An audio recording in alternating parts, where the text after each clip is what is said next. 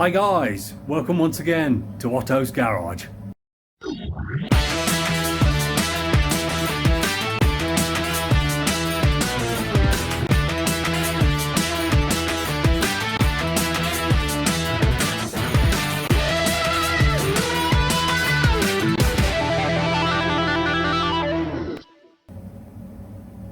Just having a look at the air inlet.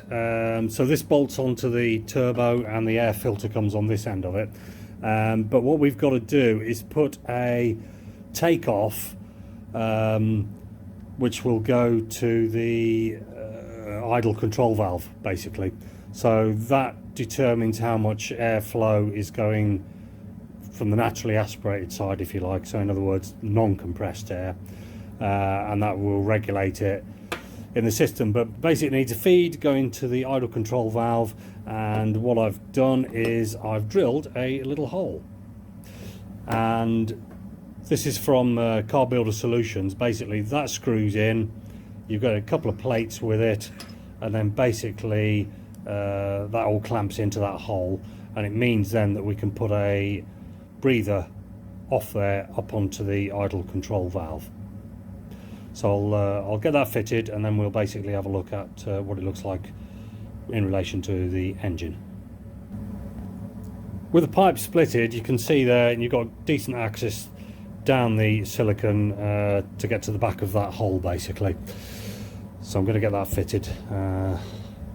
It's a little easier, at least I can get my fingers down there. I couldn't reach from the other end.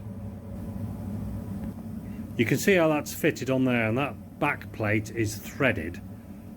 Let me just get that in focus there. So the back plate's threaded, and then the brass fitting just basically winds into it. You can see the threads down under there.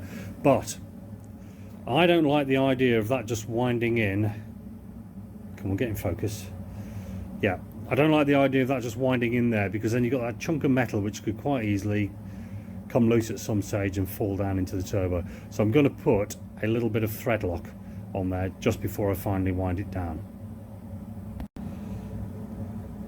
So there's the fitting in with the thread lock on it, and when you tighten up that nut, it pulls the hose tight to those two saddles basically and seals it all in nicely, and that's not going to fall out because basically she's got the thread lock on it. So let's get it on the car and see what it looks like.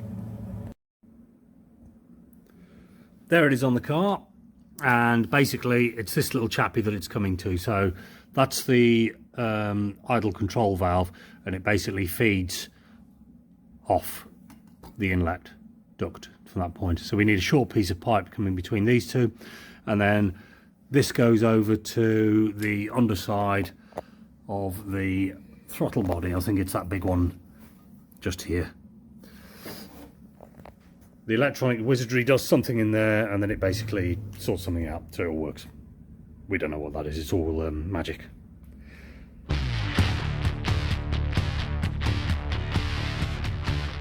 A quick look at the heater that we're going to put in. These are the standard distribution vents on the front of it. So you can see there you've got your heater matrix, and basically that was fitted in the front here, but I need to make an adapter plate so we can mount the unit onto the bulkhead. So that is generally going to go, we haven't got to worry about that. And I'll just show you what goes on inside here. Quite straightforward. You've got a squirrel cage which fires around, and then these are the speed controls, and you've got a blower switch there. So it's a 3-speed fan basically. As that fires around, it just basically blows air through the matrix and then out into the distribution behind the dash, so for the demist and onto your feet. Dead simple. Flow and return pipes coming off the manifold of the water manifold by the engine there, and that can be controlled with a shut-off valve. So basically you turn the water off and it stops the hot water going through and in effect blows cool air. Dead simple and nice compact size as well. I fitted the original rubber seal for the heater around the aperture there, and then I've just taken a dimension out, because what we need to make is a adapter plate so that the smaller heater will basically fit in that big hole. So this is what I'm looking to do. That's the original heater outlet off the new fan, basically, and there were 4 holes in that, as you saw before. So I've just cut those out basically to make one big hole in the middle, and then what we've done is we've superimposed the size of the rubber that you've just seen on the bulkhead there, and then that is the hole in the middle that basically we're going to form. So the new heater will bolt onto that adapter plate when that's cut out, and then that adapter plate will have a couple of screws up in the corner, a couple of bolts in the corner, and that'll fix onto the bulkhead. So basically now when it blows, it's going to blow through there, and it's going to blow into the original heater distribution board, and I'll just show you that, which is this guy down here. So that hole that we've got there comes into the back side, so that's basically the hole that's on the bulkhead. So we'll be blowing into the middle of that, and then where it goes up, this one on this side goes into the dash mounted vents on the above the center console there, and on the Delta they're alongside the idiot light panel that says you got the doors open and stuff like that. And then basically we can also adjust the flow, so this top one here goes up to demist, and the bottom 2 down here, they go to warm your feet. So that's all controlled by this flap mechanism inside, which I'm going to have a look at, because at the moment that's got a motor on the end of the shaft, and obviously that is normally controlled by the heater switches on the panel box at the front. So I'm going to have a look at those wires and see what that does, and whether we can't just put a simple up and down maybe rocker switch which will adjust where that flap is going to. I think something like a momentary switch might do it. You press it down, it whirs, fires the air up. You press it the other way, it whirs, and it fires the air down, something like that. But anyway, we'll have a look at that and see what we've got on there. I might have to put a manual slider or something like that, where you just basically adjust the wire on the dash and it just pulls it through. But we'll have a look and see where we are. Oh, it's cold in here as well. Right, well, I've cut that out, and when you're cutting alley, you do need to wear some decent gloves, and I've got a mask on as well, because it does kick up a lot of dust. I've cut that with the cutting disc on the grinder there. So that's got a flat wheel on it, just tidy up. But in any event, that is our end piece. So what I've got to do now is just determine where these holes are going to be, and then we can bolt this plate through onto the backing plate, basically the original plate, and then these just probably want just tidying up a little bit more, cut those off, but that's by the by. You've got to make sure this on this fan, it's got like a little groove on one side of it, just here, so that'll only go into the new heater box one way. So what I don't want to do is fix it on sideways when the groove should be at the bottom or the top. I can check that in any event. And then the other thing I just need to do on this is just drill a couple of holes in the top corners, and that's where that is going to mount onto the Lancia bulkhead. So I'll get that done, and then we'll try and get it bolted onto the heater box and see what it looks like. One thing that you've got to watch out for when you're putting all these bits together is that you can build in serviceability. And by that I mean that you can undo that part without having to strip the whole of the rest of the car down. And this is a classic case with this here. Obviously I've made this plate, and we've got these mounting holes now in there, and they correspond to a position on the car which is going to be bolted to the bulkhead. However, on the inside, we'd end up having to have nuts coming through and to hold that in. That'd be great, but then when I want to get that heater box out, to get at those nuts, I reckon I'd have to strip the whole of the dash out, and that's going to be problematic to say the least. So what I've done in that instance is I've used our good old friend the riv nut. So I've got those riv nuts in there, and that means that I can undo everything from this side and take the whole of that plate, the heater box out and everything, and that is going to be a godsend, I think. The other thing that it might be good for as well is just being able to clean, if you want to clean anything out of that air box without having to actually pull the dash out from that side. But in any event, it's going to be all mounted from this side. We've got the riv nuts in, job's a good one. So I've got it all mounted up on that plate now, and you can see the result of that. Basically, that's all good to go. And when it's bolted onto the car, obviously it'll be in that kind of position. The great thing with that plate as well is that if I don't find this heater sufficient, I can mount a bigger heater on there. However, there is one little problem with it, and that's the bar. And when I've been trying to actually, when I say the bar, I mean the strut bar that goes across the engine bay. I can't, with the motor on it, I can't get the plate and the motor in up past the bar, because the bar's kind of like fouling on the top to get it to pivot over. So what I'm going to have to do is put the plate in loose, get the motor mounted up behind it, tighten that up, and then push the whole thing up against the bulkhead. Just a bit of a logistical thing there, but otherwise that should be great. And there it is. So we've now got ourselves a heater, and because I put it on those riv nuts, it does mean that I can just whip those bolts out. There's 4 of those, and the whole of that will come out. It's a little bit fiddly, but it's damn sight easier than pulling the dash off. So the only other thing that we've got to do is connect up a load of hoses, which we'll be doing at a later date. But in any event, we've got our flow and return hoses there that we've got attached to, and then they come across to the engine, as we said before. But what I do have to do there is fit a valve, a water valve, which will basically stop the hot water going down that when I want to blow it cold. And that's obviously got to be triggered by some kind of switch mechanism on the dash. I have got that, and I'll show you that another time. And that's what it looks like from inside the car. So basically, the dash will just sit up against that now, and at least we'll be getting some heat through. I don't think it'll be brilliant. We're not going to get huge amounts of heat coming off that heater, but it should be enough to do the demisting, and that's the main thing we want for it. I've mounted the air distribution unit back into the dash, so I'll just show you that. So basically, that's as it is now. These are the mechanisms that we looked at before, with the flaps going down to feet and up to demist. That's all mounted in there, and because quite a few of you might not have seen this in the back of your Delta, but then you basically on this flap here just sends air down this tube, and that goes out the side vent by the A-pillar, and then there's another tube on this side. This is the back of the clock, so obviously we're looking at it from the back. It's left-hand drive, and that goes to the A-pillar on the driver's side. So it's quite a simple technique for getting the air around the car, basically. The other one that you can't see there, I'm just going to turn that round, is, we'll go over this way with it. This is the front vent that comes out basically right by the side of the idiot light, the open door block that you usually see there.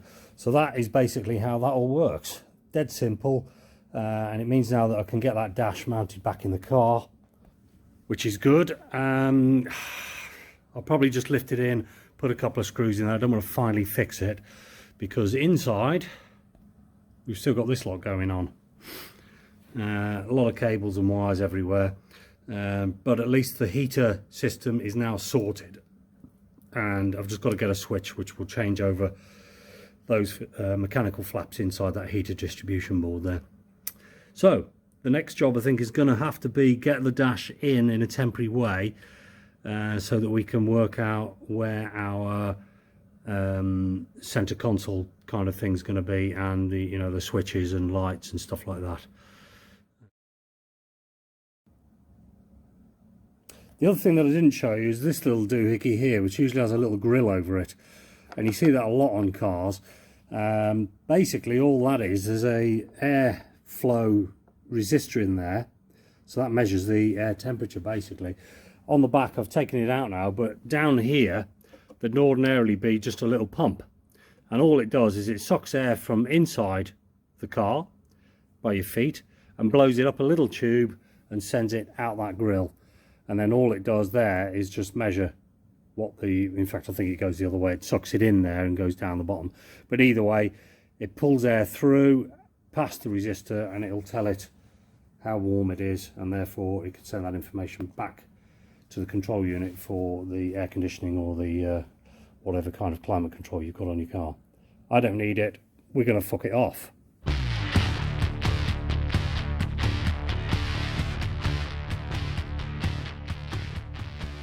Oil cooler. So there she is. Basically, I've got a Mokel 19 row, I think it is, something like that.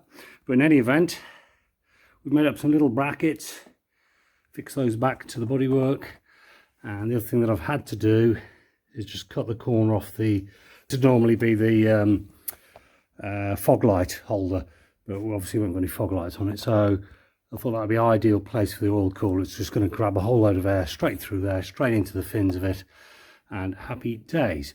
And that fits nicely under there. So all I've got to do now is I've got the AN fittings for it, but I've just got to get the fittings that go on the side of the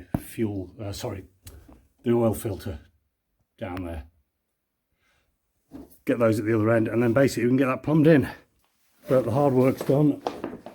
She's on. These are the heater controls. So we basically got a power switch blower there, so that controls the speed of the fan, and that's got a little round plastic demarked switch for that.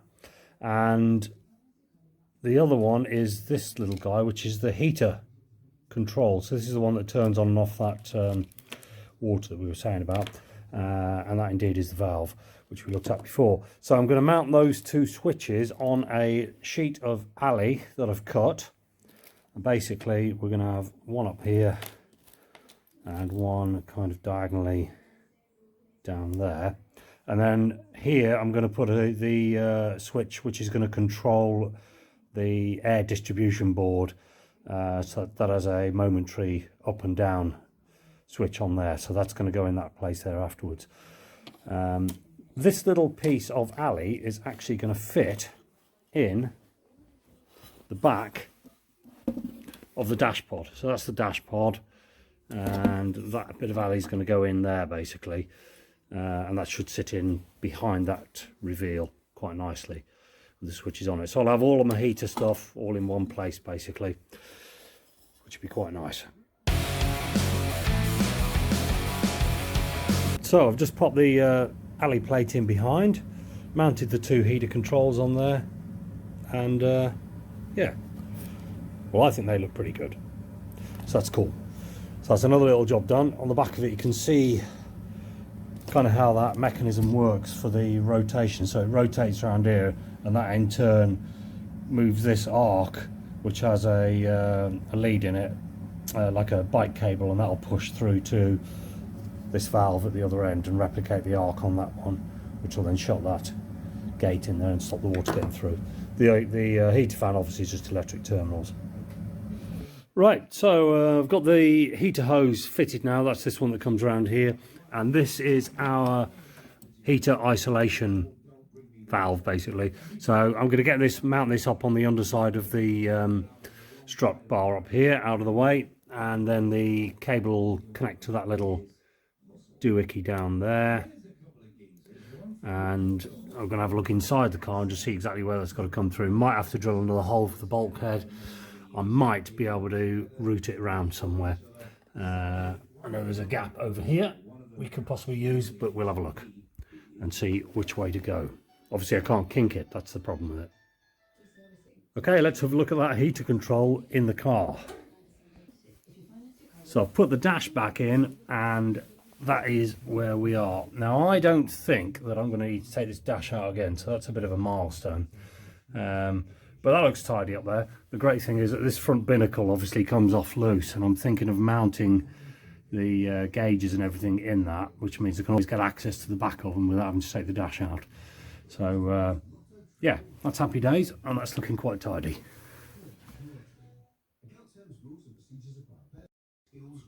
So that's a couple of jobs done, and we are getting further down that list, which is great. The heater, I'm really pleased with the way that's all gone in there. That looks really good, and everything's all connected up now, with the exception of that valve down there. But I think that is going to have to do for tonight. because it's Saturday night. It's gone bloody cold. I've run out of gas as well. So at the end of the day, I'm going to go home. I hope you've enjoyed this episode. Because it's Saturday night. It's gone bloody cold and I've run out of gas for the heater. So that is going to have to do.